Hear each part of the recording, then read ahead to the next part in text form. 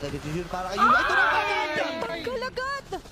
Yung frontliner dito ng SRGOJ ay bawas. Ngayon, it's up to Cram to create a perfect move. Ano ba yung magiging step kasi sa kanya na dito ay sisigay sa tamang palitira. At yung Lord ay malayo makuha na Mythic Seal.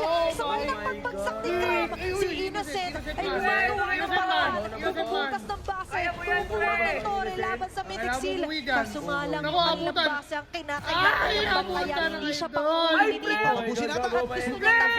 May pag-asa siya dito. Take down si Nico. Oh my God! Andyan yung kanyang mga pag-slam-slam. Si Innocent ay hindi na Innocent. Alam niya yung ginagawa niya. Nakikipagunahan siya ang kalaban niya dito. Sabi, napakatapang ni Innocent dito ay nakikipag-base race. Ang Mythic Seal dito sa Selong Red Giants. Rin gagamitin siya tumama. Ito ang talas game goal niya. Let's see kung mababag siya. Ayun na nga. Pumunta siya Predicted. Andyan na yung wall. Nagtanggal siya dito ni Ken. At ang susunod na magiging target dito ay sila sa kay sa Tioms. Pero that was so much time and effort na nagawa ni Innocent just so ma-prevent niya na dumiretso yung Mythic Seal. Kaso ito Teka, yung end the bulls ba? End the beats ba?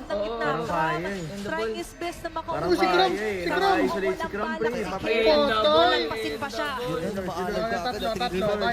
Kasama mag-6 man of the year. Si Yums kalami buhay. Sila dito. AOG?